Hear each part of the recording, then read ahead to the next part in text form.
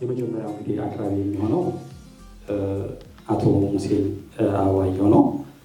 ሙሴን ለማስተዋወቅ ያክል በደራሲነት፣ በዳይሬክተርነት፣ በፕሮዲሰርነት፣ በክሬቲቭ ዳይሬክተርነት፣ በኮፒራይተር ጉዳዮች፣ በቮይስ ኦቨር አንባቢነትና ሚዚክ አርቲስት በመሆን ስራዎችን ሰርቷል። በአሁኑ ሰዓት የቤባንያ መልቲሚዲያ መስራች ሆኖ እና ስራ አስኪያጅ ሆኖ ያገለግላል። በትምህርቱ ከሲኒማው ባሻገር ባሉ ጉዳዮች ላይ የበለጠ መሰረት አለው። የዳታ ቤዝ አድሚኒስትሬሽን፣ ሙዚቃ፣ ፊልም እና ቲዎሎጂ በእነዚህ ዙሪያ ላይ ነው ትምህርቶቹ የሚያጠነጥኑት። በሀገር ውስጥ ከተለያዩ ተቋማት ጋር የኪነጥበብ ዘርፎች ላይ የአጫጭርና መካከለኛ ኮርሶችን እንዲሁም ከሀገር ውጭ ደግሞ በሩሲያ ስልጠናዎችን፣ ወርክሾፖችን ተሳትፏል። ከስራ ልምድ አንጻር በተለያዩ የቴሌቪዥን ጣቢያዎች የፊልም ፕሮዳክሽን እና የማስታወቂያ ተቋማት ውስጥ በቋሚነትና በጊዜያዊነት ሰርቷል። በደራሲነት፣ በዳይሬክተርነትና ቅድም ባነሳናቸው ዘርፎች ላይ ስራውን ሰርቷል። ከዛ በተጨማሪ እኔ የምወደው አጋፋሪ፣ እኔ ፐርሰናሊ ነው የምወደው ያልኩት እዛ ውስጥ በኋላ ለምታነሱት ሀሳብ ገደብ የለም መውደዴ ብቻ ነው የገለጽኩት። አጋፋሪ የመጀመሪያ ተከታታይ ድራማ ሲሆን ከክፍል 3 እስከ ክፍል 16 በደራሲነትና በዳይሬክተርነት ሰርቷል። ቅድና ስፌት ሲትኮም በደራሲነት በቅርብ የሚወጣ በዚህ ላይ ተሳትፎ አለው። ሄሎ ሲትኮም ደራሲና እንዲሁ በቅርብ የሚወጣና ህዝብ የሚያየው ነው። ከ50 በላይ የሬዲዮ ማስታወቂያዎችን፣ ከ20 በላይ የቴሌቪዥን ማስታወቂያዎችና ክሬቲቭ ዳይሬክተርነትን ሰርቷል። የተለያዩ ስራዎችም በቅርቡ ወደሚመጣ ብለን እናስባለን። ከዚህ ውጭ ይህንን ስንመርጥ ሰዎችን በተለያየ መንገድ ነው የመረጥነው። የዘርፉ ላይ ያሉ ባለሙያዎችን ማን መናገር ይችላል በዚህ ጉዳይ በሚል ልናማክራቸው የሚገባቸውን ሰዎች ስንመርጥ በጣም በሚገርም ሁኔታ የተለያዩ ሰዎችን የመረጥነው። ከ3 እና 4 በላይ ምክር የጠየቅናቸው ሰዎች ሙሴን ብለውናል። መስማት እንፈልጋለን ማለት ነው። ስለዚህ ከመሰረቱ አንስቶ ሙሴ የኢትዮጵያን ተከታታይ ድራማና የፊልም ስራዎቻችንን ዳሶ መሰረት ይሰጠናል። ከዛ ቀጥሎ ደግሞ ወደሚቀጥለው አቅራቢ ሲደርስ አስተዋውቃለሁ። ሙሴ ወደ አንተ ወደዚህ እንድትመጣ ትጋበዛለህ። አጠገባችሁ በጣም ትልልቅ ሰዎች አሉ። ከነሱ ጋር በመመረጤ ባይገባኝም በጣም አድርጌ አመሰግናለሁ። እነዛ የመረጡኝ 4 ሰዎች እንደው ምንዳ እንደጣሉብኝ የኢትዮጵያ የቴሌቪዥን ተከታታይ ድራማዎች ላይ የመነሻ ሀሳቦችን ለማቅረብ ነው። እንደ መነሻ ያመጣሁት ሀሳብ በጣም ባጭሩ እንድንወያይበት እንጂ በጣም ሰፊ ምክክርና ውይይት የሚፈልግ ይመስለኛል። በኢትዮጵያ ሳይንስ አካዳሚ የብላቴን ጌታ ወልደስላሴ ስነ ጥበባት ማዕከል እንዲህ ያለውን ፕሮግራም ስላዘጋጀ በጣም አድርጌ ላመሰግን እወዳለሁ። ርዕስ አለው የዛሬው ፕሮግራማችን ከአበቄለሽ ኑዛዜ እስከ ፍቅር እስከ መቃብር የሚል መነሻ ሀሳብ አለው። የአበቄለሽ ኑዛዜ በ1958 ዓ.ም በአፈወርቅ ማና የተዘጋጀ የይልማ ሀብተየስ የመጽሐፍ ድርሰት የሆነውን እሱን ወደ ድራማ የተቀየረ ይሁነኝ ተብሎ የተሰራ የመጀመሪያው ልንለው የምንችል የኢትዮጵያ ተከታታይ ቴሌቪዥን ድራማ ነው የአበቄለሽ ኑዛዜ። ከሱ በኋላ ደግሞ አሁን መጨረሻ ላይ የተሰራው ፍቅር እስከ መቃብር፣ ሁለቱም በአንድ በኢትዮጵያ ቴሌቪዥን በኩል ነው የመጡት፣ ግን የእድገት ደረጃውን ለማሳየት በጣም ይጠቅማሉ የሚል ሀሳብ ስላለኝ ያንን ለመነሻ ለማየት ወድጃለሁ። እንደ መግቢያ አንድ በ1957 የኢትዮጵያ ቴሌቪዥን የተመሰረተ ሲሆን የአባባ ተስፋዬ ልጆች ጊዜና ሌሎች የመዝናኛ ዝግጅቶች በሰዓት ተከፋፍለው ይቀርቡ ነበር። በ1958 ዓ.ም ከውጭ ይመጡ የነበሩ ተከታታይ የመዝናኛ ዝግጅቶች ነበሩ። ለምሳሌ ቦናንዛ የሚባል ሾው ነበረ፣ ቲቪ ሲሪየስ ነገር ነው፣ እሱ ይታይ ነበረ። ለንደን ላይንስ እና ቴምስ የሚባሉ ደግሞ ዝግጅቶች ከእንግሊዝ ሀገር እየመጡ ይታዩ ነበረ። እነዚህ ስራዎች ተከታታይ ድራማዎች ናቸው፣ ግን የውጭ ሀገራት ናቸው። ያላቻ ጋብቻ የድራማ ቲያትር ወይም የከርሞ ሰው ቲያትር ባጭሩ የተቀረጹ ደግሞ ከመድረክ እንደ ቴሌቪዥን ተከታታይ ድራማነት ይቀርቡ ነበረ። በወቅቱ ታላቁ የሙዚቃ የማስታወቂያ ባለሙያ ጋሹ ብሸት ወርቅ አለማው ሊጽፏቸው የነበሩ ስራዎችን በታላቁ አዘጋጅ አባተ መኩሪያ አማካኝነት ወደ ቴሌቪዥን ተከታታይ ድራማነት እየተቀየሩ ይቀርቡ ነበረ። ወደ ኋላ ላይ ግን 1958 አካባቢ ካልተሳሳትኩ የአበቄለሽ ኑዛዜ የተሰኘው የይልማ ሀብተየስ ድርሰት ወደ ቴሌቪዥን ድራማ ይሁነኝ ተብሎ ተቀይሮ ለህዝብ ደርሷል። በወቅቱ የደራሲና ተርጓሚ ማሞ ውድነህ የስለላና ወንጀል ነክ የሆኑ ድርሰቶቻቸው ወደ ቴሌቪዥን ተከታታይ ድራማነት ባጭሩ እየተቀየሩ ለህዝቡ ይቀርቡ ነበር። እንደ መግቢያ ሁለት በወቅቱ ደግሞ ከሌሎች ሀገራት ይመጡ የነበሩ ሌሎች ተከታታይ ድራማዎች ነበሩ። ለአብነትም ማይንድ ዩር ላንጉጅ፣ ዘ ፍሊንትስቶን፣ ስፔስ 1999፣ ዘ ኮዝቢ ሾው፣ ሌሎችም ስራዎች በጣም ይታዩ ነበር። 1974 አካባቢ ደግሞ የፋንታውን እንግዳ፣ የመንደሩ መርፌ ወጊ እንዲሁም ደግሞ የአዛውንቶች ክበብ አይ ቲንክ ከመድረክ ላይ እንደ ቴሌቪዥን ተከታታይ ድራማነት እየተቀረጹ ይቀርቡ ነበረ። በወቅቱ ታላላቅ ተዋናያን ተውነዋል። ግን በዚህ በተከታታይ ድራማ ውስጥ ቀደምት ከምንላቸው ተዋናዮች መካከል ለአብነት ወጋየሁ ንጋቱ፣ ተክሌ ደስታ፣ ሰይፈ አርአያ፣ ድምፃዊ ወዳጆ፣ ስዩም ተፈራ፣ ሙልጌታ ባልቻ በጣም ብዙ ሰው የማያውቀው ግን በጣም ኃይለኛ ተዋናይ ነው። በጣም የምወደው ተዋናይ ነው። እድሜ ትንሽ ነው፣ በቴሌቪዥን አይቼው። ፍቃዱ ተክለማርያም፣ ገለታ ገብረ ጻዲቅ፣ ሙላይ መንበሩ፣ በላይነሽ አመዴ፣ እንግዳ ዘር፣ አለሙ ገብራ፣ ፍቅርተ ጌታውን፣ አለባቸው ተካ፣ ለመነ ታደሰ፣ ሲራክ ታደሰና ሌሎች በጣም ጉምቱ ባለሙያዎች በልዩ ልዩ ተከታታይ ድራማዎች ላይ ይታዩ የነበሩ በጣም ኃይለኛ አክተሮች ናቸው። በወቅቱ ግን እንዳልኳችሁ ደ ኮዝቢ ሾው፣ ቦናንዛ፣ ስፔስ 1999፣ ዘ ፍሊንትስቶን፣ ማይንድ ዩር ላንጉጅ ወደ ኋላ ላይም ደግሞ አካፑልኮ ቤይ የተሰኙ ድራማዎች ይታዩ ነበረ። እነሱ ድራማዎች በጣም ተጽዕኖ ፈጣሪ ነበሩ። በጣም በህዝብ ዘንድም ይወደዱ ነበረ። እንደ መግቢያ 3 በደርግ ዘመን ሀገሪቷ እንግዲህ ሶሻሊስት ነበረች። ግን ከካፒታሉ ሀገር እንደ ዳላስ አይነት ተከታታይ ድራማዎች እየመጡ ይታዩ ነበር። እንግዲህ ይሄ የተከታታይ ሲሪየስ በጣም ኢንፍሉዌንሰር መሆኑን የሚያሳይ ነው። ሌላኛው ደግሞ እንደዚሁ አካፑልኮ ቤይ የሚጠቀስ ነው። ከቲያትር ቤት ደግሞ ይመጡ የነበሩ ቲያትሮች ወደ ተከታታይ ድራማነት ይቀየሩ ነበረ። ለምሳሌ የባላገር ፍቅር ሁላችንም በጣም ልጆች ሆነን ግን ደግሞ 90ዎቹ ላይ በጣም ይታይ ነበረ። ሮብ ማታ ላይ የምናየው ነበረ። እንደገና አንቲገንም እንደው ከመድረክ ላይ ይታይ ነበር። ከ1980 በኋላ ግን የባላገር ፍቅርና አንቲገን ከ90ዎቹም በኋላ በእርግጥ በደንብ ታይተዋል። የበለጠ ግን ከ1980 በኋላ አካባቢ በርካታ የተከታታይ ቴሌቪዥን ድራማዎች ተሰርተዋል። ማንገደላት፣ ባለጉዳይ፣ ፎዚያ፣ ኤልዛቤል፣ የኩሮ ሚስጥር፣ ቅብብል፣ ሶስት ወፎች፣ ዳግማዊ፣ ያይኔ፣ የሺጥላ፣ ያልተሄደበት መንገድ በጣም የሚጠቀሱ ናቸው። እንዲሁም ደግሞ በአዲስ ቴሌቪዥን በኩል መስኮት በተሰኘው በኩል በጣም አጫጭር ድራማዎች ግን በጣም በብዙ መልኩ ይመረቱና ወደ ህዝቡ ይደርሱ ነበረ። ለቁጥር ደግሞ የሚታክቱ በጣም በርካታ ድራማዎች መስኮት ላይ ይታዩ ነበረ። እነዚህ ሂደቶች ከሄዱ በኋላ ግን እንደኔ እንደ ሀገርም ጥቂት ጥናት ለማድረግ እንደሞከረ ሰው የኢትዮጵያን የተከታታይ ድራማ ኮንቴንት ዋይዝ፣ ፎርማት፣ ፕሮዳክሽን እንደገና ደግሞ በህዝብ ዘንድ ተቀባይነት የፕሎት የሰብጀክት ማተርን ጉዳይ በማሟላት በጣም ሊጠቀስ የሚችለው ድራማ ገመና ነው። ገመና የመጀመሪያ እርሱ አይ ቲንክ ሰርጎ ገብ ነበረ። እዚሁ መካከላችን ነው ዋናው ዳይሬክተሩ ያለው። አሸብር ካብታሙና ሄኖክ አየለ ናቸው ያዘጋጁት። በተለይ መጀመሪያዎቹን ተከታታይ ክፍሎች ሄኖክ አየለ ነበር ያዘጋጃቸው። አዶኒስ አድነው ወንድራድ ነበር የመጀመሪያዎቹን አብዛኞቹን በማለት በሚቻል ደረጃ ያዘጋጀው። ዕቁባይ በርሄ ዶም ፊልሞችና ዳማት መልቲሚዲያ ደግሞ የዚህ ድራማ ባለቤት ሆነው፣ ዲስትሪቢዩተሩ ደግሞ ዋና ከፋፋዩ የኢትዮጵያ ቴሌቪዥን ነበረ። መሰረት መብራቴ፣ ነፍሱን ይማረውና ፍቃዱ ተክለማርያም እንዲሁም ሌሎች በጣም በርካታ አንቱ የተባሉ ተዋናያን የተሳተፉበት በጣም ኃይለኛ ቲቪ ሲሪየስ ነበረ።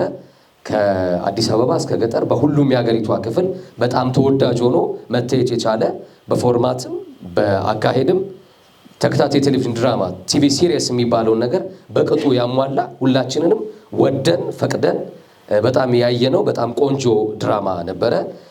የመጀመሪያ ማርሽ ቀያሪ ወይም እንደ ተርኒንግ ፖይንት ለኢትዮጵያ የተከታታይ ድራማ አብዮት ልናየው እንችላለን። ከዛ በፊት እንደ ማንገደላት ያለ ኮንቴንት ዋይዝ በጣም ኃይለኛ የሆነ እንደ ባለ ጉዳይ ያሉ ገልታ ገብረ ጻዲቅ ይሰሩበት የነበረ አንድ ድራማ ርዕሱ ጠፍቶኛል። የአንድ ትልቅ ቢሮ ኃላፊ ሆነው ግን እዛ ጠረጴዛቸው ላይ ወደም እየተጫወቱ ህዝቡን እንዴት ሲያንገላቱ እንደነበር የሚታይባቸው አይነት እንደ ሶስት ወፎች፣ የኩሬው ሚስጥር፣ ሌሎችም ድራማዎች እንደዚሁ ነበሩ።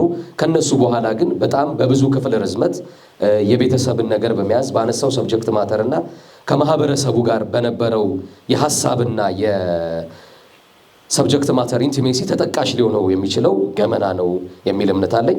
ቀጥሎ ከገመና በኋላ የሚመጣው ሰው ለሰው ነው። ሰው ለሰው የሰለሞን አለሙ አዘጋጅቶት ነፍሱን ይማረውና መስፍኑ ነበር የጻፈው። በወቅቱ በጣም ትልልቅ ተዋንያን ረጅም ዓመታት ጠፍቶብን የነበረውን አበበ ባልቻ ጭምርን ይዞ የመጣ እነ ሙሉዓለም ታደሰ፣ ሰለሞን ቦጋለና ሌሎችም እንደና አዳነች ያሉ ትልልቅ ተዋናዮችን እንዲሁም ደግሞ ማህደርን ወደ ህዝብ ያመጣ በጣም ትልቅ ስራ ነበረ። በኢትዮጵያ ተከታታይ ቴሌቪዥን ድራማ ታሪክ ከገመና ቀጥሎ በጣም ታላቅ ተጽዕኖ መፍጠር የቻለ በጣም ግዙፍ የነበረ በፕሮዳክሽን ሂደቱ በወቅቱ ፕሮዳክሽን ይፈልግ የነበረውን ነገር ሊያሟላ የጣረ በታሪኩ፣ በሰብጀክት ማተሩ፣ በይዘቱ፣ በአቀራረቡ፣ በፕሮዳክሽኑ ረገድ የተከታታይ ቴሌቪዥን ድራማ ልንለው የምንችለውን ነገር ያሳየን ድራማ ነበረ። እዚህ ድራማ ላይ በተወሰነ መልኩ ከዳይሬክተሩ ጋር ሰለሞን አለሙ ጋር ረጅም ጊዜ በነበረን ትውውቅ ለማውራት ሞክሬያለሁ። ሰለሞን በወቅቱ የነበሩትን ሂደቶች በብዙ መልኩ ሊያወራኝ ሞክረው ነበረ። ቀላል የሚባል አይነት ስትራግል አልነበረውም። በጣም ሰፊ ርቀት ይሄዱ ነበረ። አንዳንድ ጊዜ ትልልቅ በወቅቱ የነበረው የኮሚኒኬሽን ቢሮ ድረስ ድራማው ይገመገም ነበር፣ ይታይ ነበረ። በጣም ሰፊ ርቀትን ሄዱ ነበር። በፕሮዳክሽን በሌሎች ነገርም በጣም ሰፊ ሙከራ አድርገዋል። ከዛ ቀጥሎ በርከት ያሉ ተከታታይ ድራማዎች መጥተዋል። ለምሳሌ ከኢቢኤስ ቴሌቪዥን መምጣት ጋር ተያይዞ መጋቾች ድራማ፣ ወላፈን አብረው ተያይዘው የመጡ ናቸው። ከነሱ ግን መሳ ለመሳ፣ መለከት ድራማ፣ ዳና የሚጠቀሱ ናቸው። ሌላኛው ደግሞ ትንሽ ቅርጽ መለወጥ በሚቻል ቅርጽ መለወጥ ስንል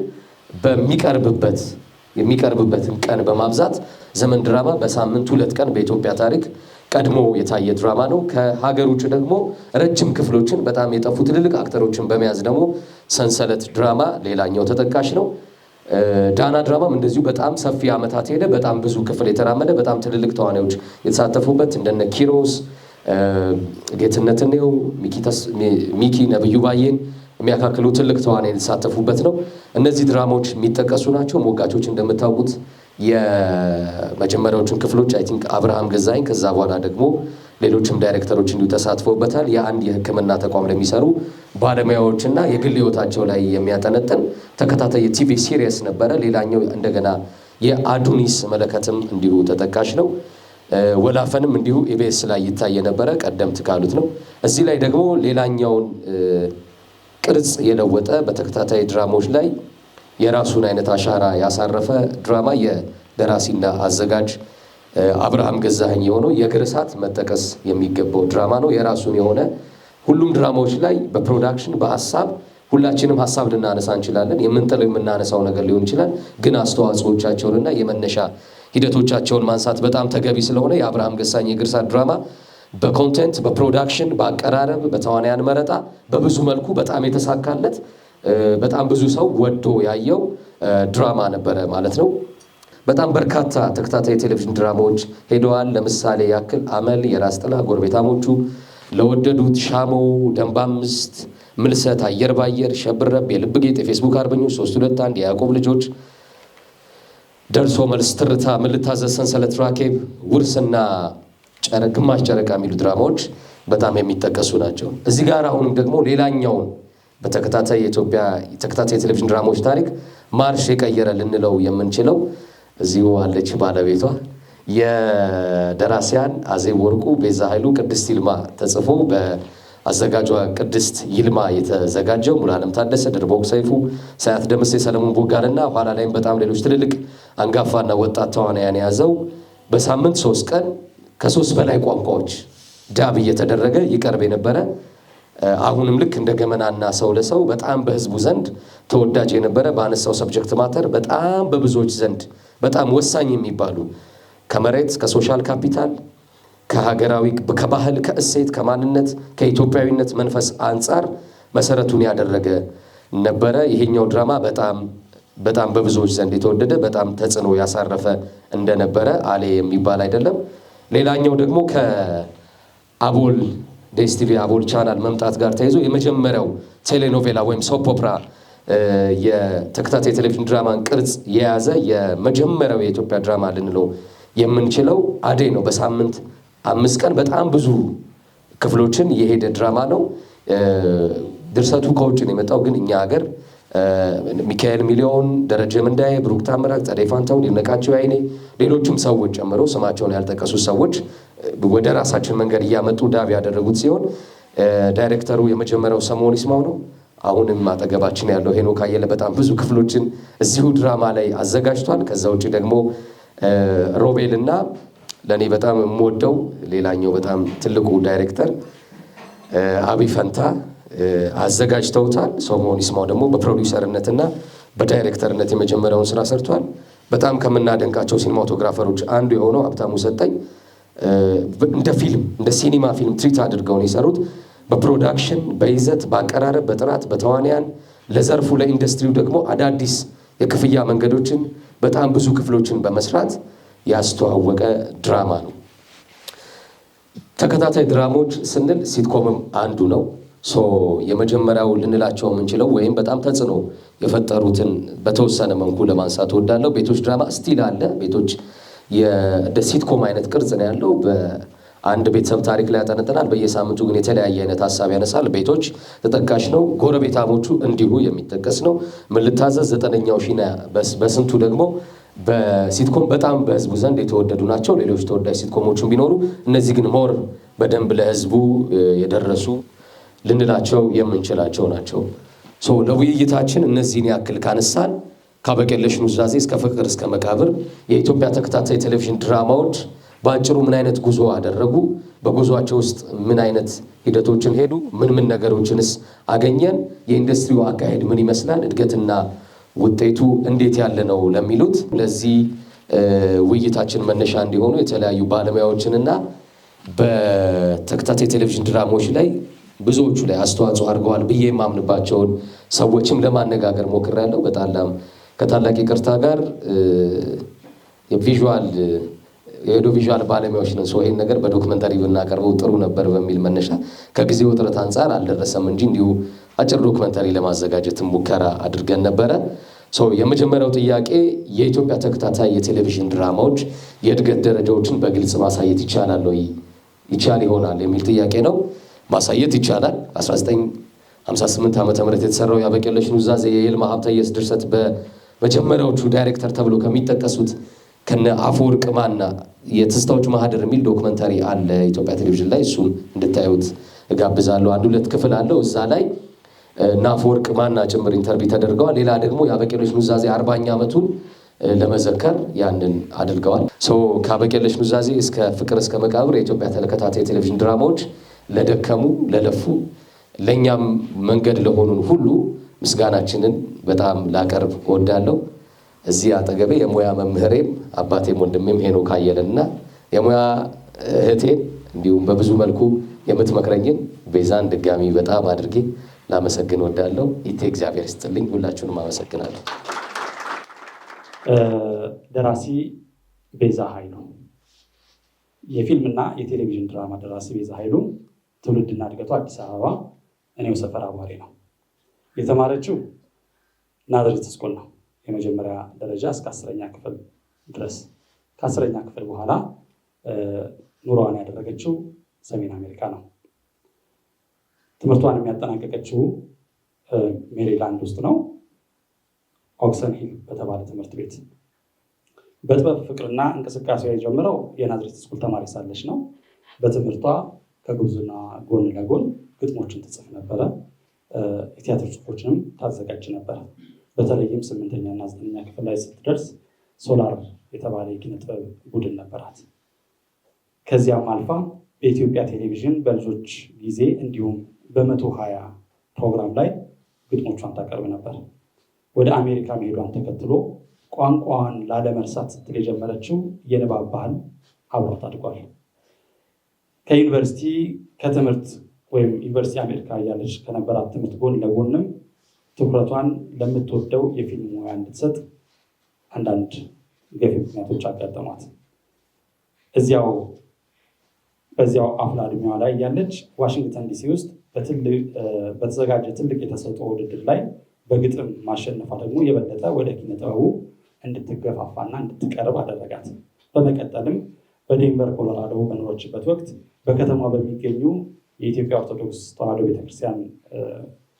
ቤተክርስቲያናት ውስጥ ቲያትሮችን በማዘጋጀት ግጥሞችን በማቅረብ እንዲሁ እንቅስቃሴ ታደርግ ነበር። ቤዛ ከብዙ ዓመት የአሜሪካ ቆይታ በኋላ ወደ ሀገር ቤት የተመለሰችው በ2002 ዓ.ም አካባቢ ነው። እንደገባችም አሜሪካ እያለች የጻፈችውን እንቆቅልሽ የተሰኘ በኢትዮጵያ እና ኮሎራዶ የተሰራ የመጀመሪያ ፊልሟን አስተዋወቀች። የሚገርመው ነገር ስልኬን ዛሬ እሷ ተሳስታ ወደ እኔ ብትደውል የሚወጣው ስሟ ቤዛ እንቆቅልሽ የሚል ነው። የዚህ ፊልም ስኬታማነትን ተከትሎ ደላሎቹ፣ ቾምቤ፣ የሐምሌ ሙሽራ እና ምዕራፍ 2 ተከታትለው የሐምሌ ሙሽራ እና ምዕራፍ 2 ተከታትለው የመጡ የፊልም ድርሰት ስራዎቿን ሆኑ። አብዛኛዎቹ በጭብጥ ደረጃ የሰው ልጅ በዋነኝነት ህሊናውን እንዲከተል የሚያሳስቡ ስራዎች ናቸው። ከዚህ በኋላ ነው ቤዛ ኃይሉ ከቅድስት ይልማና ከአዜብ ወርቁ ጋር በድርሰት የተሳተፈችበት ሁላችንም የወደድነው በዚህ አካዳሚም ከ3 ዓመት በፊት ይመስለኛል ወይም 4 ዓመት ውይይት አድርገንበታል። ብዙዎቻችን ኢምፕረስ ያደረገ የራሱ የሆነ አይደንቲቲ ያለው የቴሌቪዥን ተከታታይ ድራማ አቅርባለች፣ በጽሁፍ አቅርባለች። እንዲሁም ከቅድስት ይልማ ጋር በጽሁፍ የተጣመረችበት ዶቃ የተሰኘ ተወዳጅ ስራም እንዲሁ በዓለም አቀፍም በሀገር ውስጥም ትልቅ ተቀባይነትና አድናቆትን ሽልማትን የሚያገኘ ነው። ከዚያም በቀጠሉት 3 ዓመታት በአልቦ ቴሌቪዥን ላይ በይዘት ዴስቲቪ የሚባለው ማለት ነው በይዘት ክትትል ወይም ኮንቴንት ማኔጅመንት እየሰራች የቆየ ሲሆን አሁን ደግሞ ጣቢያውን በማማከር እያገለገለች ትገኛለች። በቅርቡ ለእይታ የሚበቃ ሌላ ተከታታይ ድራማም እየጻፈች ነው። ቤዛ ከፊልም ከቴሌቪዥን ድራማ በተጨማሪ መዘዝና ፀሐይና በረዶ የተሰኘው የሬዲዮ ድራማዎችን ጽፋለች። በ2007 ዓ.ም ደግሞ ሙሉ ስኮላርሺፕ አግኝታ በፊልም ስክሪፕት አጻጻፍ ከሆሊውድ ሰርተፊኬት ተቀብላለች። የፊልም ደራሲ ቤዛ ኃይሉ በስራዎቿ በግልም በጋራ ብዙ ሽልማቶችን ተቀብላለች። በእንቆቅልሽ ፊልም በማብሪክ አዋርድ ተሸላሚ ስትሆን በእረኛ የድራማ እና በዶቃ ፊልም ደግሞ ከባልደረቦቿ ጋር በምርጥ የድርሰት ዘርፍ የጉማ አዋርድ፣ የክብር አዋርድ፣ የአፍሪካን ኢምፓክት አዋርድ እና የኢትዮጵያ ኢንተርናሽናል ፊልም ፌስቲቫል አዋርዶችን ወስዳለች። የዛሬ ሀሳባችን እንግዲህ እንዲሁም ማንን ብናናገር በዚህ ጉዳይ ላይ በተለይ በቴሌቪዥን የተከታታይ ድራማ ላይ ማንን ብናናገር ብለን እንደዚሁ ዘርፉ ላይ ያሉ ሰዎች ጠይቀናል። 100% ካለ ልዩነት ቤዛ የሚል ጥቆማ ነው የመጣው። እኛም አክሴፕት ነው ያደረግነው። ምክንያቱም በተለይም አሁን ከመጣው የቲቪ ተከታታይ ድራማዎች ይዘት አንጻር ወይ ደግሞ የመቅረብ ፍጥነት አንጻር ዴስቲቪ የሰራው ትልቅ ውለታ አለ። ከፍታውንም ለመጨመር እዛ ውስጥ ያሉ ብዙ ጥያቄዎች ይመጣሉ፣ ብዙ መመላለሶች አሉ፣ እዛ ውስጥ የምታያቸው ኦብዘርቬሽኖች አሉ። እሷም እንደ ጸሐፊ በዚህ ውስጥ ያለፈችበት ስለሆነ ደግሞ ብዙ ነገሮችን ትነግረናለች ብለን አሰብን። ስለዚህ ቤዛ የመጀመሪያ ጥያቄ ደውዬ ስነግራት በየመድረኩ የምትገኝ አይደለችም። ቤዛም በአብዛኛው እንደምታውቋት ጨንቋት ለአካዳሚውና እንደው ስለጠየቀኝ እና ያለኝን ነገር ለመናገር ይህን አጋጣሚ ለመጠቀም እንደው እሺ ልበል እንጂ ከኔ የተሻለ ሌላ ሰው ፈልግ ነበር ያለችኝ የነበረው። በፍቃድ አክብራን እሺ ብላን ስለመጣች በጣም እናመሰግናለን። ከዚህ በኋላ ያሉት 15 ደቂቃዎች እንደመነሻ የሆነ ነገር ትነግሪንና የተላኩትን ጥያቄዎችን ተንተርሰሽ ሊሆን ይችላል። ከዛ በኋላ ወደ ውይይቱ እንሄዳለን። የቤዛ መቀመጫ ግን እዛ ነው ያለው። እባካችሁ እንግዲህ ከመጀመሪያው ጥያቄ የመነሻ ጥያቄ ተሰጥቶኛል። ከሱ ነው የምጀምረው። የኢትዮጵያ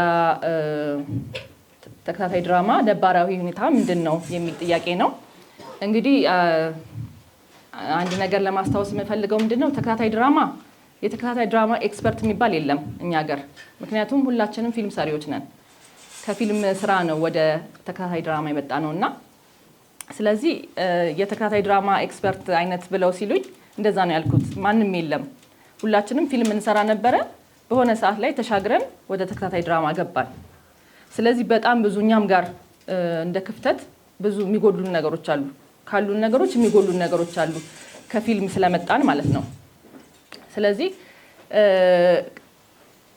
በተከታታይ ድራማ ደረጃ ብዙ እኔ ራሴ ገና ብዙ አሁን እየጻፍኩኝ ብዙ የማውቃቸው ብዙ የምማራቸው ነገሮች አሉና ለዛ ነው እኔ እንደውም አልቀርብም ያልኩት። ለዛ ነው ከኔ የተሻለ መምህር የለም ወይ ተከታታይ ድራማን በተለይ የሚያውቅ ብዬ ነበረ። ግን ከፊልም ጋር እንግዲህ ተሻግረን መተናል። ለተከታታይ ድራማ በጣም ትልቅ ወርቃማ ዘመን ላይ ነን ብዬ አስባለሁ። ጎልደን ይር የሚባለው ዘመን ላይ ነን ብዬ አስባለሁኝ።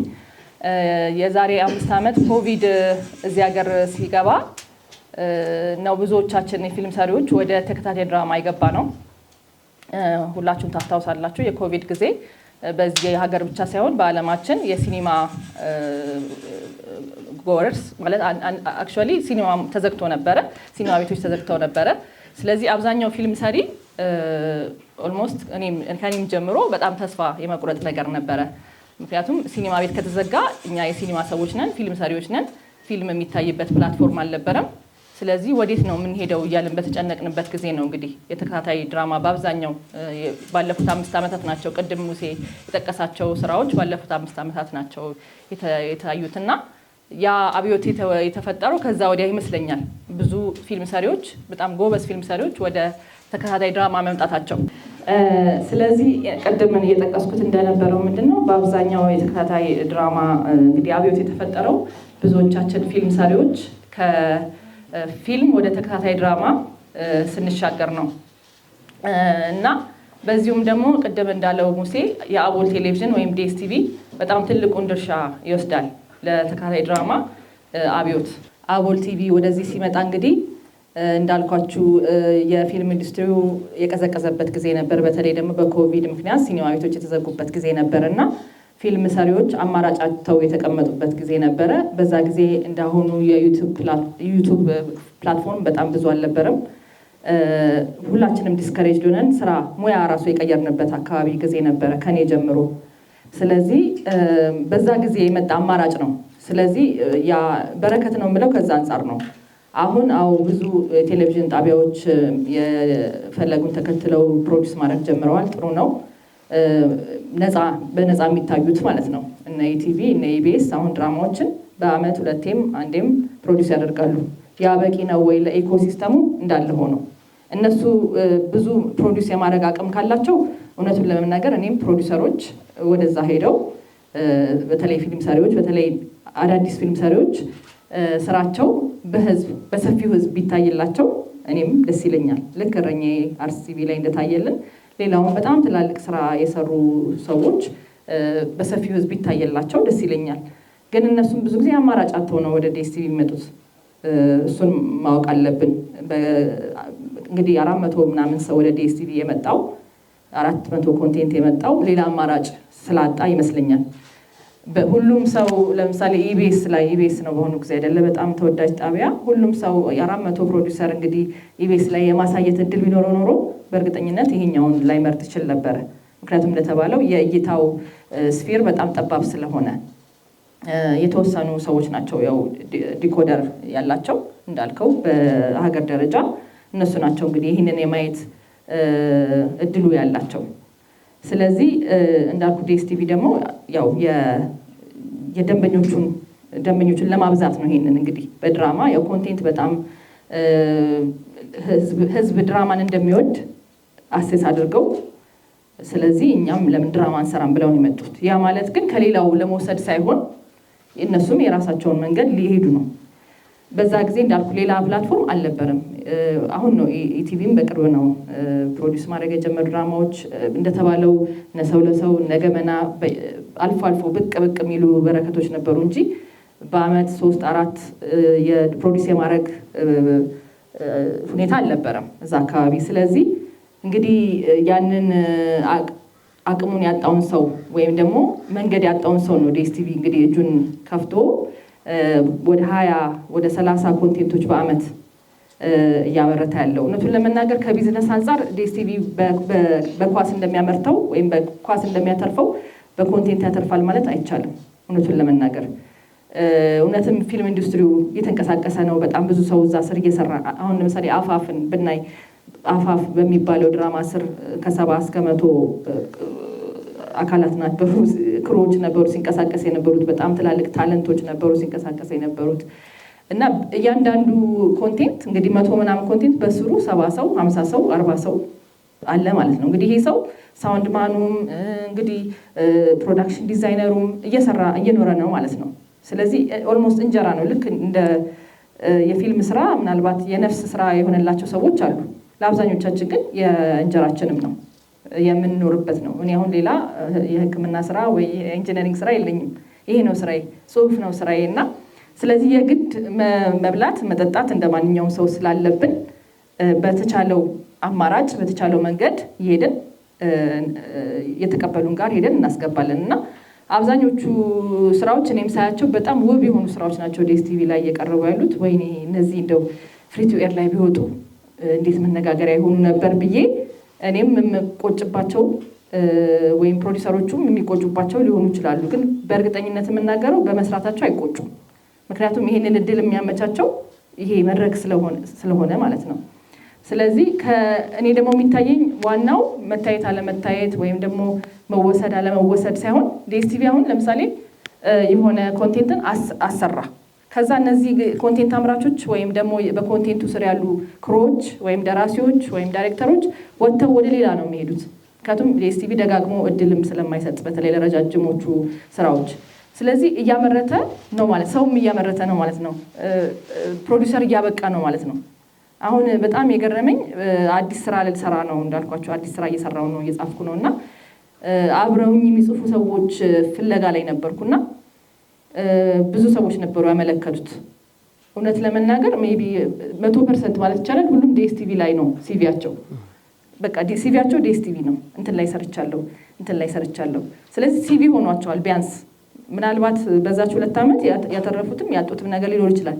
ግን ሲቪ የሆነ ስራ ሰርተዋል። የእኛ ስራ ደግሞ ማሳየት አለብህ። ዝም ብለህ በወረቀት ይዘኸው የምትዞረው ነገር አይደለም። የሆነ ስራ ሰርተህ ማሳየት ለሆነ ለትንሽም ህዝብ ቢሆን የተቀረጸ ነገር ሲቪያችን ያ ነው። ፖርትፎሊዮአችን የተቀረጸ ነገር ነው። ሶ ዲኤስቲቪ አትሊስት ያንን እድል ፕሮዲውስ አድርጎ በራሱ ገንዘብ ያንን እድል ሰጥቷል። ስለዚህ ሲቪው ነው በቃ። ከዛ ወዲያ ከዲኤስቲቪ ይወጣል ያ ሰው አይቀጥልም። ግን ዲኤስቲቪ ላይ ይሄን ሰርቻለሁ ብሎ ወደ ሌላው ኢንዱስትሪ ይቀላቀላል። እና አሁን እኛ የምንሰራው ስራ ለዲኤስቲቪ አይደለም። አሁን እኔ የምሰራው ለፍሪ ቱ ኤር ነው። ከኔ ጋር የሚሰሩት ሰዎች ግን የዲኤስቲቪ ያወጣቸው ልጆች ናቸው። በዲኤስቲቪ ስራ የጀመሩ ልጆች ናቸው። እና በጣም የሚገራርሙ ሲኒማቶግራፈሮች፣ በጣም የሚገራርሙ ኤዲተሮች ሳናስበው ሆነ ተብሎ ላይሆን ይችላል። ግን ይሄ ኢንዳይሬክት ኢፌክቱ ነው። በጣም የሚገራርሙ ባለሙያዎች ያው ፊት ለፊቴ ግሩሜ ያለ የአፋፍ ሲኒማቶግራፈር በቃ በጣም የሚገርም ድንቅ የሆኑ ባለሙያዎች ናቸው እነሱን ለመናገር እየመጡ ያሉት። እና ይህንንም ደግሞ ለማሳየት መድረክ ያስፈልጋል። መድረክና አማራጭ ያስፈልጋል። ሶ ዲኤስቲቪ መድረኩን አንድ ኳስ ሜዳ አምጥቷል። ሌላ ደግሞ ሜዳዎች እንዳለው በዩቲዩብም ሊሆን ይችላል፣ በራሳችን ፕላትፎርም ሊሆን ይችላል። ሜዳዎች መፈጠር ይችላሉ። ግን ሆነ ብላ እኔ ጋር ብቻ ነው የሚል ነገር ከሆነ ችግር ነው። እኔ ጋር ከገባችሁ ሌላ ቦታ አትገቡም የሚል አይነት የሞኖፖል አይነት። ይሄ ግን አይደለም። በምርጫ ስለሆነ በምርጫ ነው እንትኑ የተሰጠው ማለት ነው። እድል ነው የተሰጠው። በቴሌቪዥን ተከታታይ ድራማዎች ወይም ፊልሞች በይዘት ደረጃ ይሄ አስሮ የመያዝ ነገር ለማራዘም ይሄ በየሳምንቱ የሆነ ነገር ይዞ ለመምጣት ይዘታቸውን ቁጥር አድርገው የሚይዙት ነገር ከእንትን አንጻር እንዴት ነው የሚታየው? ከጥበቡ አንጻር ከዘርፉ አንጻር እንዴት ነው የሚመከረው? ምክንያቱም እነሱ ማስታወቂያዎቻቸውን ለማርዘም እንደሆነ ነው አንዳንድ ሰዎች የሚያወሩት። ማለት ገንዘብ ለማግኘት ደግሞ ህዝብ የሚጠብቀውን ነገር እንደዚህ ይዞ መቆየት ተገቢ ነው ወይ? ከኪነ ጥበቡ አንጻር እንዴት ይታያል የሚለውና ይሄ አብዮት የተከታታይ ፊልሞች አብዮት የሚለው ምናልባት ቃና ቢነሳ ደስ ይለኛል። ቃናም የፈጠረው ነገር አለ። ምንም እንኳን የውጭ ቢሆን በሀገር ውስጥ ሰዎች ነው ሲቀርብ የነበረውና ብዙዎችን የሰበሰበ ብዙ ነገር ያነጋገረ ነበርና ስለሱም ትንሽ ቢባል ከተከታታይ ፊልሞች አንጻር ማለት ነው።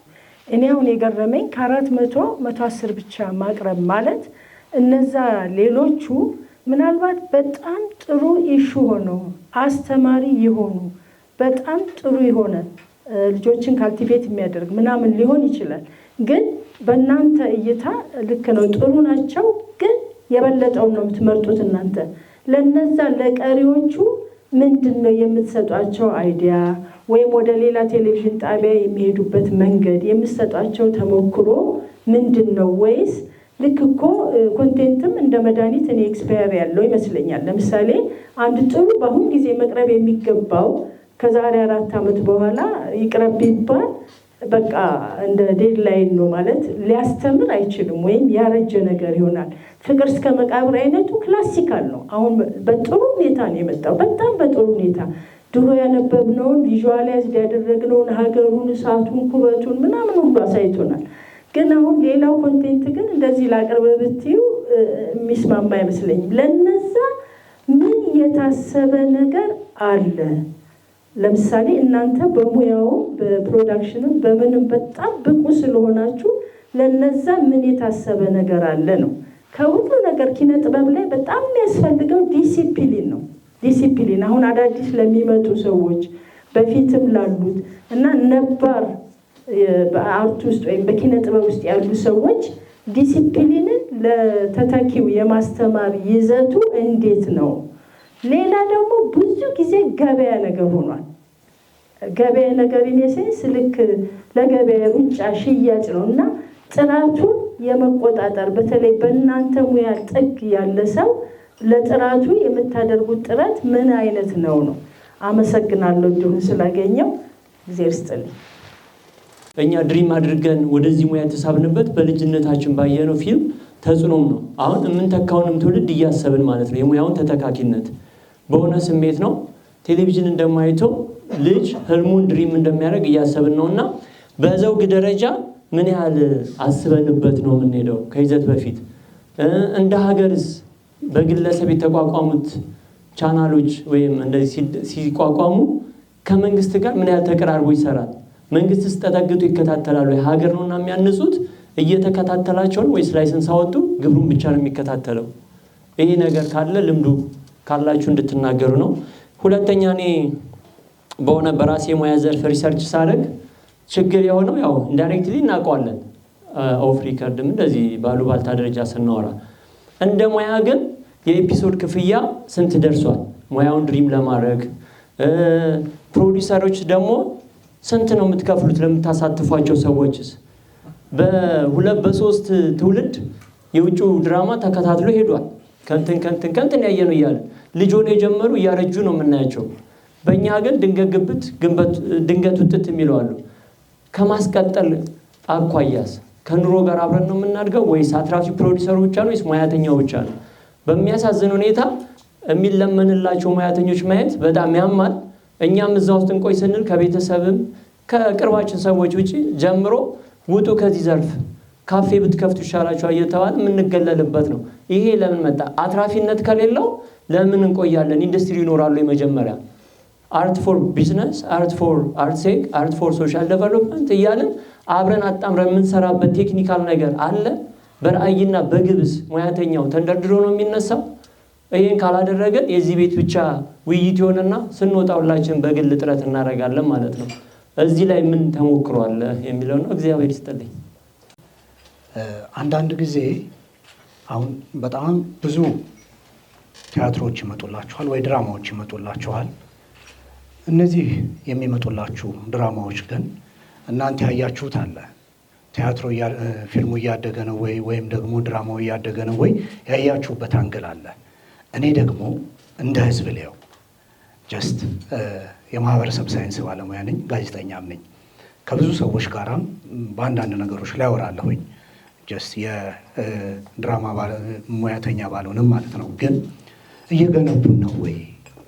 እድገታቸው እንዴት ነው የሚለካው? ለእኛ የሚሰጡት መልካም ነገር አለን ወይ? እነዚህን ነገሮች ስናነሳቸው ጥያቄ ምልክቶች ይበዙበታል በጣም ማለት ነው። አሁን እረኛዬን ለምን ሰው ወደደው? ሀገርኛ ስለሆነ ነው፣ ሀገራዊ ስለሆነ ነው። ፍቅር እስከ መቃብርን ለምን ኤክስፔክት አድርገን በፍቅር ጠበቅ ነው? ስለምናውቀው ብቻ አይደለም፣ ግን ሀገር በቀል የሆነ ጽሑፉ ራሱ እጅግ ደስ የሚል ይዘት ስላለው ነው።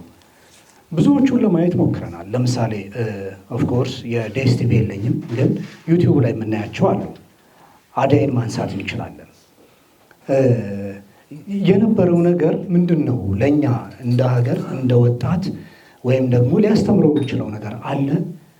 አሁን በጣም በይበልጥ ፎከስ እንድናደርግ የምፈልገው ወይም እንደኔ ማለት ነው እንድናየው የምፈልገው የእውነት እኛን እየገነባን ነው ወይ? ምክንያቱም አራተኛ መንግስት የሚባለው ሚዲያ አለ።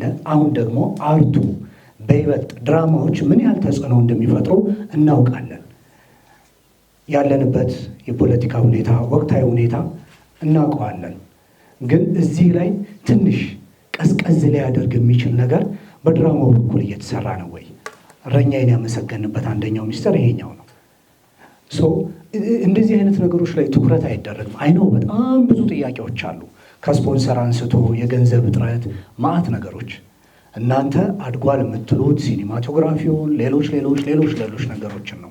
ግን ለእኛ እየሰጣችሁን ያለውስ ነገር፣ እኛ እየተማርንበት ያለውስ ነገር፣ ሀገርን ለመቀየርስ እየሄደበት ያለው መንገድ። ምክንያቱም ቱርክን ማንሳት እንችላለን። በፊልሟ እንዴት እንዳጥለቀለቀችን በድራማዎቿን በቃና እያየነው ነው ያለ ነው።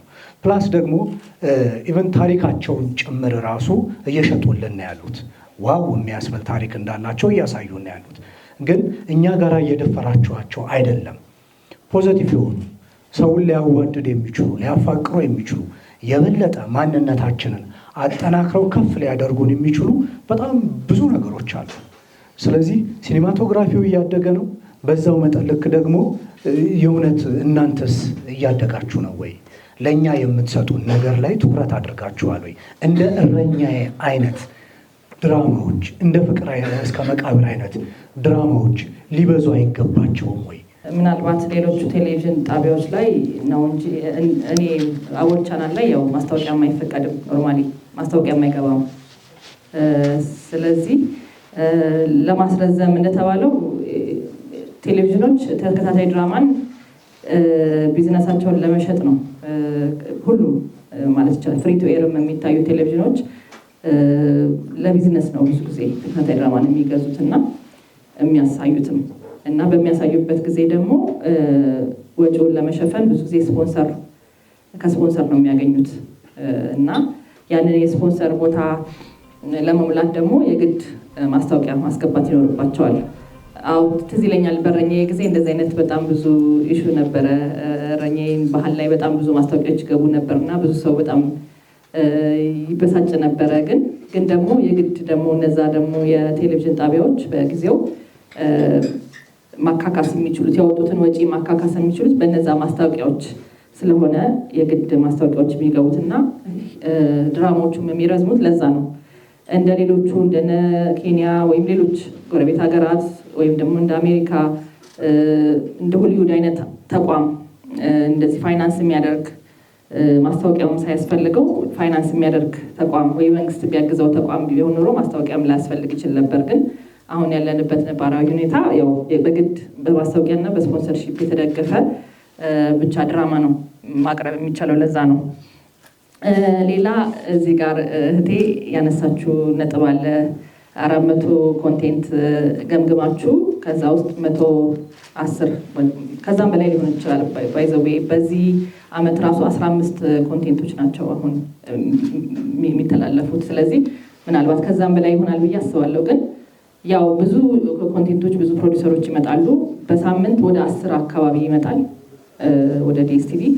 በፊት ካናል ፕላስም ስለነበረ የተወሰነ እንደውም እነሱ ሼር አድርጉ ነበር። አሁን ግን ለጊዜው ዲኤስቲቪ ብቻ ስለሆነ የክፍያ ጣቢያ በጣም ብዙ ኮንቴንት ነው እየመጣ ያለው እና ከዛ ውስጥ የግድ እንግዲህ አቦል ቲቪ እዚህ ሀገር ሲጀመር ምንድን ነው ከሳውዝ አፍሪካ መጥተው አይተው ኢኮሲስተሙን አጥንተው እዚህ ሀገር አቅም አለ የለም ለቴሌቪዥን 24 ሰዓት ቴሌቪዥን ጣቢያ መክፈት የሚያበቃ ድራማ ሰሪ አለ ወይ ብለው ፊልም ሰሪዎችን አወያይተው ነው የሄዱት። ከዛ ከሄዱ በኋላ ብቃት አለ በቂ ኮንቴንት አለ ብለው ነው የሄዱት።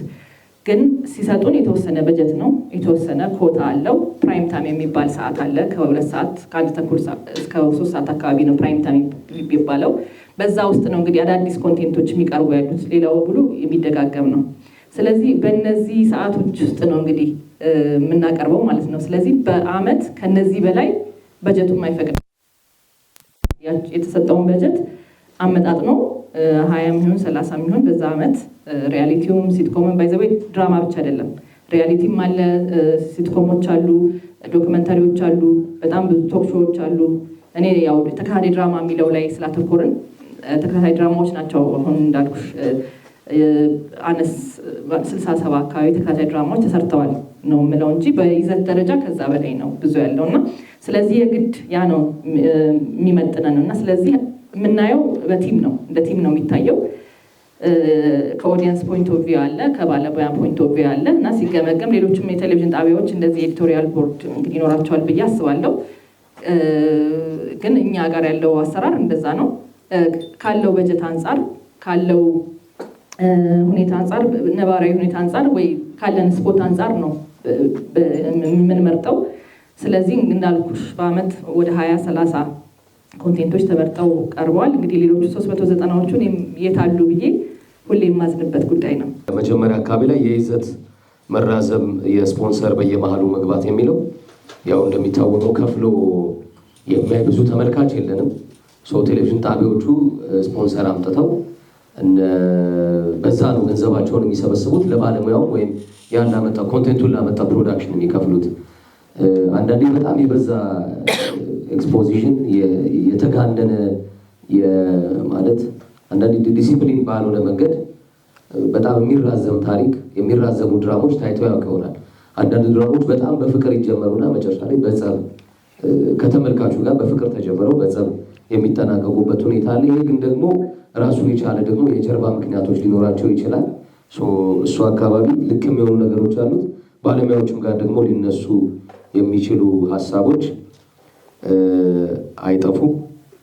ማያነሱት በጣም ወሳኝ ነገር አለ። እኔም ሁልጊዜ ኮሚኒኬት የሚያደርገኝ የኤቲክስ እና የዲስፕሊን ጉዳይ ነው። ሜዱሳ ወይም ሜዲና የምትባል አንድ ጣዖት ነበረች። ያቺ ጣዖት ከሞቱ ሰዎች ጋር ሰዎችን ታገናኛለች። ሚዲየም ናት ማለት ነው። ሜዱሳ ወይም ሜዲና ያ ቃል ነው መጥቶ ሚዲያ የሚለውን ቃል ነው። መተላለፊያ ነው፣ መገናኛ ነው። ያ ማለት እኛ የምንፈልገውን ሀሳብ እኛ ልናሳይ የፈለግነውን ጉዳይ ከሰዎች ጋር የምናገናኝበት ሚዲየም ነው ማለት ነው። በዛ ሚዲየም ውስጥ በዛ ቦይ ውስጥ የሚፈሱ ሀሳቦች የተገቡ ከሆኑ ሰዎችን ያቃናሉ፣ የተጣመሙ ከሆኑ ደግሞ ሰዎችን ይሰብራሉ። በሰብሊሚናል ሌቭል ወይም በሰብኮንሽስ እንዲህ አይነት ትውልድ እንዲፈጠር ካደረጉ ወይም አሁን ላለንባቸው ነባራዊ ብዙ ሁኔታዎች ካጋለጡን ጉዳይ አንዱ ሚዲያ ነው። አውቀነውም ይሁን ሳናውቀው፣ ወደነው ይሁን ሳንወደው፣ ተረድተነው ይሁን ሳንረዳው ከመላው ዓለም የሚመጡ ኮንቴንቶች ተጨማሪ እኛ ሀገርም ያሉ ኮንቴንቶች ትውልዱን ወይም አገሩን በሚፈልጉት መንገድ ይቀርጹታል። የእነሱን ሀሳብ ተቀባይ ይሆናል። ለምን ሪሞታችንን አንስተን እዛ ማስተላለፊያ ውስጥ እዛ ሚዲየም ውስጥ ገብተናል። ኮንቴንቶች ውስጥ ብቻ ሳይሆን ባለሙያውን ጭምር ኤቲካል መሆን ይጠበቅበታል፣ ዲሲፕሊን መሆን ይጠበቅበታል።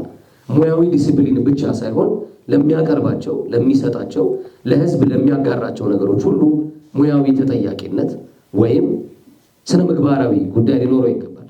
ስነ ምግባራዊ ስንል የስነ ምግባሩ የጤና ሊሆን ይችላል፣ የአእምሮ ሊሆን ይችላል፣ የሀገራዊ ጉዳይ ሊሆን ይችላል፣ የቤተሰብ ሊሆን ይችላል። በብዙ መልኩ በተለይ ደግሞ ቴሌቪዥን ቤተሰብ ላይ እንደሚታይ እንደመሆኑ ኤቲካል የሆኑ ጉዳዮች መነሳት አለባቸው።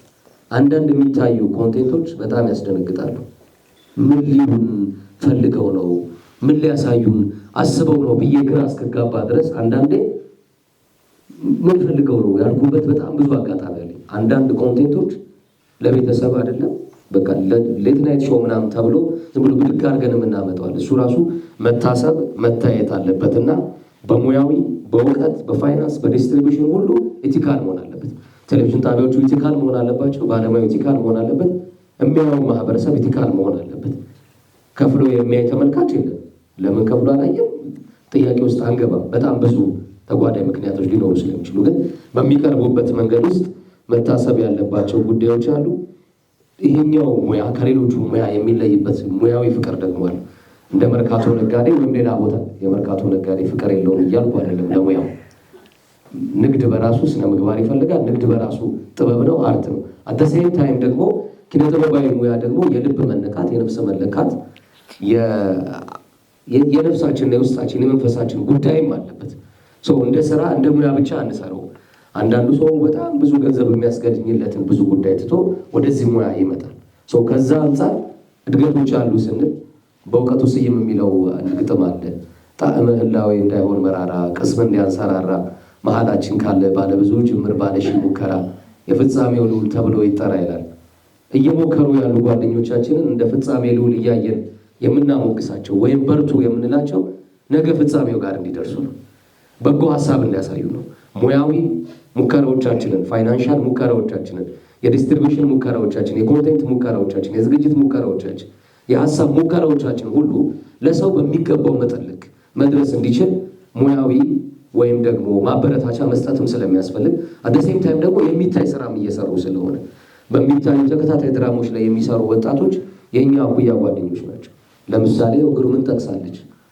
በጣም ወጣት ልጅ ነው፣ ግን ደግሞ አፋፍ ላይ ወይም ጥላ ላይ ከዛ በፊት የታዩ ስራዎች ላይ ፍስሐ ጽዮን ንብረት ማንም አላስተማረውን የፍቅር እስከ መቃብር ሲኒማቶግራፈር እና ከለር ግሬዲንግ የሰራ ልጅ ራሱን ያስተማረው የሀገሪቷ ቁጥር 1 ከለር አርቲስት ሲሆን ዝም ብሎ አልደረሰም። እዚህ ጋር በጣም በብዙ መስቀሉን ተሸክሞት በጣም ብዙ መንገድ ሄዶ እኛ ሀገር ጥሩ መንገድ የለም፣ ጥሩ ሆስፒታል የለም፣ ጥሩ ትምህርት ቤት የለም፣ ጥሩ አስተዳደር የለም፣ ጥሩ ሲስተም የለም ካልን እንዴት ነው ፊልም ጋር ጥሩ ሲስተም እንዲኖር የምጠብቀው?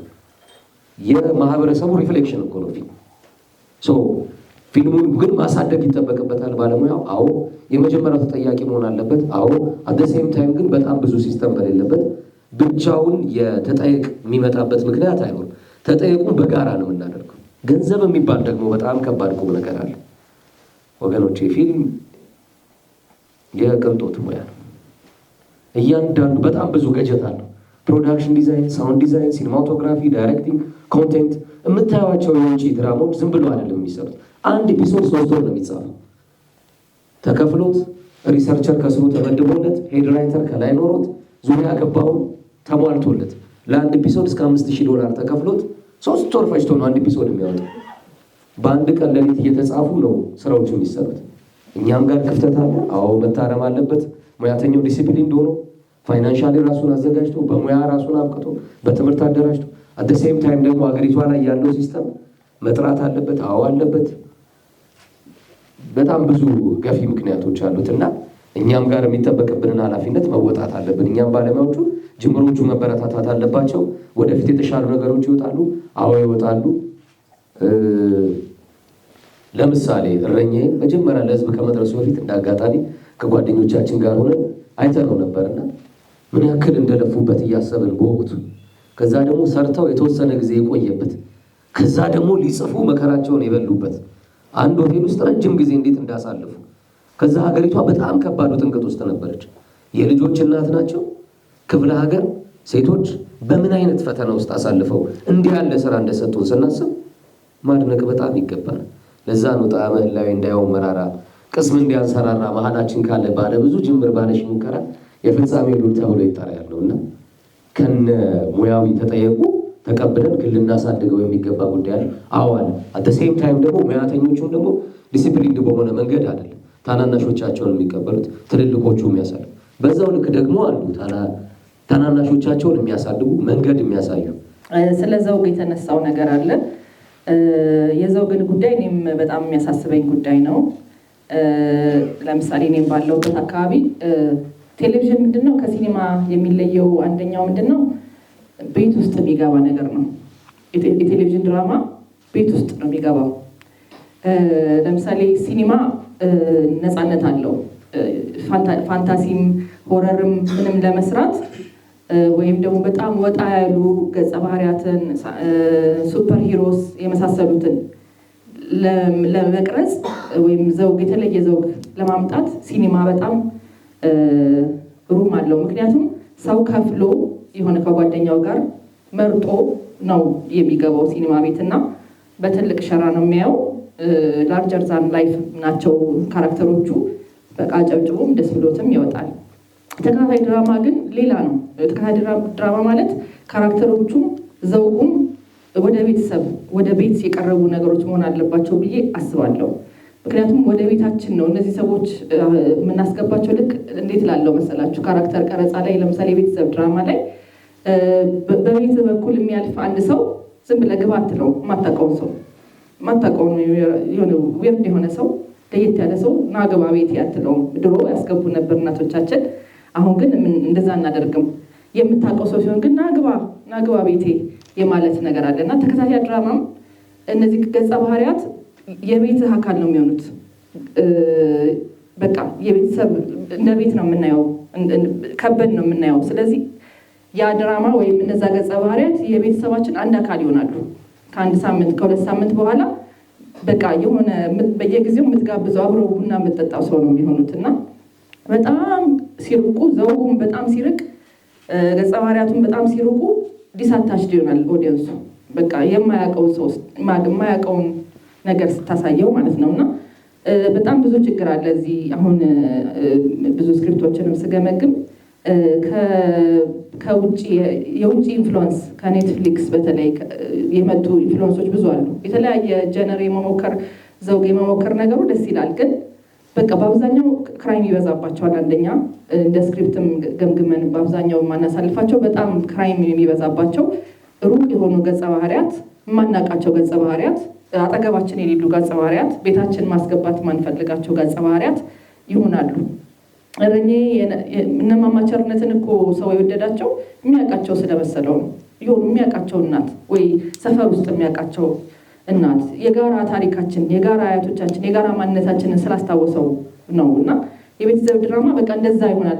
እናና ስትሞት እንደዛ የተለቀሰው እማማ ቸርነትን እስከ ማጽናናት ድረስ እንደው የታሉ እንፈልጋቸው የት ነው ድንኳን የተቀመጡት እስከሚባል ድረስ የነበረው ቤተሰብ ስላረጋቸው ነው። ሰው በቃ የቤተሰቡ አካል ነበሩ። ከቤተሰቡ አካል አንዱ እንደሞት አድርጎ ነው ሰው ሲያለቅስ የነበረው። ስለዚህ ያ ማለት የተከታታይ ድራማ ያለውን ፓወር፣ የቤተሰባዊነት የሚፈጥረውን ፓወር ነው የምናየው እና ሰው እንደዚህ አይነት ለቅርብ የሆኑ ዘውጎች፣ ቅርብ የሆኑ ካራክተሮች የምናውቃቸው፣ የምናያቸው፣ አይደንቲፋይ የምናደርጋቸው በተለይ ደግሞ ድራማ ያው የነጸብራቅ ነው አይደል? የማህበረሰብ ነጸብራቅ ነው ይባላል አይደል? ሲኒማ። ስለዚህ እኛን የሚመስሉ መስታወት ውስጥ አንተ ለምሳሌ መስታወት ራስን ነው ማየት የምትፈልገው አይደል? መስታወት ውስጥ የሆነ ሌላ ሰው ብቅ ቢልብህ አትደነግጥም? እንደዛ እንደማለት ነው። መስታወት ራሱን ላይ ሲል ሌላ ስታሳየው ህዝቡ ይደነብራል፣ ይደነግጣል። ወይም ደግሞ አይ ለዚህ እኔ ራሴን ማላይ ከሆነ ሀገራዊ ድራማ እንሰጣቸዋለን ተብሎ ሌላ የሚያሳዩ ከሆነ ለምን ኔትፍሊክስን አላይም? የአሜሪካውንማ ኔትፍሊክስንም እኮ ማየት ይቻላል። የሳውዝ አፍሪካውን ሾማክስ ማየት ይቻላል። ሀገራዊ ብለው የሚከፍቱት እኮ የራሳቸውን ማንነታቸውን ያው ገጠራዊ ማለት አይደለም፣ ሀገራዊ ግን ራሳቸውን የሚመስል ከተማም ውስጥ ሆኖ ራስን የሚመስል ነገር መስታወትን ፈልገ ስትከፍት ሌላ መስታወት እንደማየት ነው እና ስለዚህ ዘውግ ላይ በተቻለ መጠን ለቤተሰብ ለቤት ቅርብ የሆኑ ዘውጎች ቢመጡ ወደፊት ልክ እንደተባለው እንደረኛዬ እንደነ ገመና ወዘተ ቢመጡ ጥሩ ህዝቡ ተቀባይ ያደርጋቸዋል ብዬ አስባለሁ። ሌላ ምንድን ነበር? ይቅርታ፣ በበጀት ጉዳይ የበጀት ጉዳይ ልክ ነው። በጣም ነው የሚያሳዝነው። ክፍያው እንደምታውቁት ነው ሁላችሁም። ክፍያውን ያው አሁን ያለበትን ደረጃ መናገር አልችልም፣ ምክንያቱም ያው እኔም ያው ልክ ስላልሆነ ማለት ነው። ግን በእርግጠኝነት እርስ በርስ በተጠያየቁ ፕሮዲውሰሮች ብዙ የሰሩ አሉ። እርስ በርስ ምን እንደሚከፈላቸው ስንት እንደሚከፈላቸው እርስ በርስ መነጋገር ይቻላል። ክፍያው መቼም በቂ ሆኖ አያውቅም። እንኳን ለተከታታይ ድራማ ለፊልምም በቂ ገንዘብ የሚባል ነገር የለም። በቃ 50 ሚሊዮን ቢሰጥህም 50 ሚሊዮን መስራት ትችላለህ። እንደተሰጠ ገንዘብ ነው። እውነቱን ለመናገር አንድ ኮንቴንት በተሰጠው ገንዘብ ልክ ነው። አንዳንድ በእርግጥ በጣም ትንሽ ብር ተሰጥቷቸው በጣም ጉድ የሆነ ስራ ይዘው የመጡ ሰዎች አሉ። ያ ማለት ግን እርግጠኛ ነኝ ዕዳ ውስጥ ገብተው ወይ ተበድረው እንደሆነ በቃ እኔ አንዳንዴ ያመናል። እዛ ዲኤስቲቪ ራሱ ቁጭ ብለን ወይኔ እንዴት ሰሩት ይሄንን በዚህ በጀት እንዴት ሰሩት የምንለው ነገር አለ። ግን ከዛ ውስጥ የሚያተርፉት ሌላ ነገር አለ። ከዛ ውስጥ የሚያተርፉት ክብር ወይም ፍላጎት፣ አንዳንዱ በቃ ለመስራት ብቻ ለገንዘብ ሳይሆን ሰርቶ ፕሩፍ ለማድረግ ፕላትፎርም መድረክ የሚፈልግ ሰው አለ። ከገንዘብ የበለጠ በቃ ክብር ወይ ደግሞ ቤተሰቦቹን ፕሩፍ ለማድረግ እኔ እኮ መስራት እችላለሁ። ለምሳሌ አትችልም የተባለ ሰው መስራት መቻሉ የሚያሳይበት መድረክ ፈልጎ ሊመጣ ይችላል እንጂ በገንዘብ ደረጃ እውነቱን ለመናገር በአቦል ቲቪም ላይ ብዙ አተረፉ የምንላቸው ፕሮዲውሰሮች የሉም። በዛ ድራማ ውስጥ ምናልባት እንደተባለው ክሩ ይሰራል፣ አክተር ይሰራል ወዘተ ከሚለው ኢንዱስትሪ የተንቀሳቀሰ ነው ከሚለው አንጻር ነው እንጂ አትርፈው ህይወታቸው የተቀየረ እኔ ብዙም አላየሁኝም። ካሉም በጣም ጥቂቶች ናቸው። ካሉም ዞሮ ለዛው ላይ ኢንዱስትሪው ነው እንደተባለው ካሜራ ገዝተው ፕሮዳክሽን ይዘው ሌላ ፕሮዳክሽን እየሰሩ ያሉ ከዚህ ወጥተዋሉ እንጂ ለምሳሌ እነፊሽ ፍስሐ ጽዮን የፍቅር እስከ መቃብር ሲኒማቶግራፈር ለምሳሌ በመልቲ ቾይስ በዲኤስቲቪ ነው 1 ዓመት ኮርስ ሳውዝ አፍሪካ ኬንያ ሄዶ የተማረው እና ከዛ ሲመጣ እንግዲህ ወደ ኢንዱስትሪው ነው የገባው ቀጥታ መጀመሪያ አደይ ላይ ከዛ ቀስ እያለ አሁን ሲኒማቶግራፈር እንግዲህ በዚህ ልክ አይቻላቅም ያው ፍቅር እስከ መቃብሩን አይታችሁታል እና ዞሮ እነዚህ ልጆች ያተረፉት ሌላ ስራ የመስራት ወይም ሀገራዊ ትልቅ ስራ ላይ የመድረስ እንደ ደረጃ የመሻገሪያ ነገር እንደ ድልድይ ነው እንጂ ዲኤስቲቪ ገብቶ በጣም አትርፎ ህይወቱ ተቀይሮ የሚባል ነገር ብዙ የለም እና ሌሎቹ ቻናሎች ላይ እርግጠኛ ነኝ ፍቅር እስከ መቃብርም አትርፏቸዋል ብዬ አላስብም። ፕሮዲውሰሮቹን ያተረፉት ግን ክብር ነው። በቃ እንችላለን የሚለውን ኢትዮጵያ ፊልም ኢንዱስትሪ አይችልም መስራት አይችልም። እነ ፍቅር እስከ መቃብር እነ ረኝን ምናምን ክላሲክ የሆኑ ነገሮችን መስራት አንችልም ተብሎ ከውጭ ሀገር ድሮ ከውጭ ሀገር ነበረ አይደለ? አንዳንድ ባዮግራፊዎች ስታይ ከውጭ ሀገር ነበረ ባለሙያዎች እየመጡ የሚሰሩት እንደዚህ አይነት ስራዎችን። ግን የእኛን ታሪክ በእኛ ሰዎች በቃ ብያውን በትልቅ ብቃት ማሳየት በእርግጠኝነት የነሰው መሆን የነ ቅድስት ይልማ ትርፋቸው ያ ነው። በቃ ለአርቲቪ መጥተው ትልቅ ሀገራዊ ስራ መነጋገሪያ የሚሆን ስራ ስሩ ብለው ለቅድስት ይህን ኃላፊነት ሲሰጧት እንደማታተርፍበት ታውቃለች። እሷ ግን በቃ ማትረፍ አለብኝ እንደ ኢንዱስትሪ የሆነ በቃ ማኩራት አለብኝ፣ የሙያ ባልደረቦቼ ማኩራት አለብኝ፣ እንደ ሰው መስራት እንችላለን የሚለውን ነገር ፕሩቭ ማድረግ አለብን ተብሎ ነው የተሰራው እንጂ በተለይ በድርሰት በዚህ በዳይሬክቲንግ ሙያ ውስጥ ያለን ሰዎች እውነት ሙያውን ስለምንወደው ነው እንጂ አትርፈን አይደለም። ህይወታችን ያን ያህል በጣም ተቀይሮም አይደለም። ሙያውን ስለምንወደው ነው። እኔ አንድ ሰው ባለፈው አግኝቶኝ የሆነ ፊልም ሰሪ አንቺ ግን ያምሻል አለኝ። ምን ነው ስለው እስካሁን ፊልም ውስጥ አለሽ? እስካሁን ፊልም ውስጥ ምትሆኝ አልመሰለኝ ነበር። ከፊልሙ መጀመሪያ ከሚወጡት ያኔ ኢንዱስትሪው የተመታ ጊዜ መጀመሪያ ከሚወጡት ሰዎች መካከል ትመስይ ነበር እና እንዴት ነው እስካሁን ያለሽው? አትረፈሽ ነው አለኝ ማለት ነው። እና ያተረፍኩት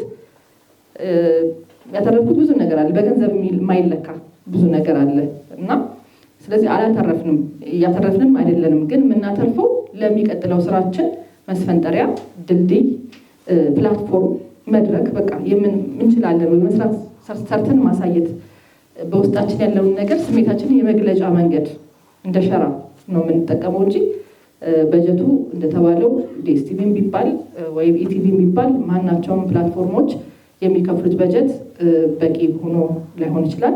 ግን የሚቻለውን ያው አትሊስት መስሪያም እኮ ቀላል ነገር የለም። ስራ ለመስሪያ ለመንቀሳቀሻ ይሰጥና ከዛ ከዩቱብ ምናልባት እንደተባለው እነዛ ፕሮዲውሰሮች ከዓመት በኋላ ዩቱብ ላይ ሲገቡ ምናልባት ሊሆን ይችላል ትርፋቸውን የሚያገኙት ወይ ሌላ ቴሌቪዥን ቻናል ላይ ሲገቡ እንጂ ተከታታይ ድራማ ሰርቶ ማትረፍ በጣም እንደ እውነት ነው የምላችሁ በጣም ከባድ ነው ተከታታይ ድራማ።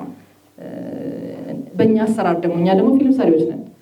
ስለዚህ ፊልም ሰሪዎች ስለሆነ ተከታታይ ድራማን ስንሰራ እንደ ፊልም ነው የምንሰራው። አፋፍን የተሰራበትን መንገድ አፋፍ ማለት እንግዲህ ለማታውቁት በዲኤስቲቪ ላይ ለ280 ኤፒሶድ የታየ ተከታታይ ድራማ ነው። እንደ አደይ በየቀኑ በሳምንት 5 ጊዜ ነው የሚሄደው። ሚካኤል ሚሊዮን ነው ፕሮዲሰሩ እና እያንዳንዱን እንግዲህ ሲን አይደለም እላችሁ እያንዳንዱ ፍሬም የተሰራበትን መንገድ ብታዩት እንደ ፊልም ነው የሰሩት። በቃ እንደ ተከታታይ ድራማ በሳምንት 5 እንደሚተላለፍ ድራማ አይደለም። መብራቱ ተጠንቅቀው ብሎኪንጉን ተጠንቅቀው እንጂ ለከተፋ ወይም ገንዘብ ለማግኘት ተብሎ ቶሎ ቢሰራ ኖሮ አሁን የምናየው ውጤት አይሆንም ነበር እና በጣም እንደ ፊልም ነው የሰሩት። አትርፈዋል ብዬም አላስብም። ግን ያተረፉት ለራሳቸው ክሩ ገንብተዋል። 280 ኤፒሶድ ማለት ኦልሞስት 1 ዓመት ከምናምን ቤተሰባዊነት መስርተዋል። ወጥተውም አሁን ሌሎች ነገሮች ለመስራት እየተንቀሳቀሱ ነው። ስለዚህ ያተረፉት ያንን ነው እንጂ በገንዘብ ደረጃ ብዙ የሚተረፍበት ፊት ለፊት ስናገር ብዙ የሚተረፍበት ስራ አይደለም።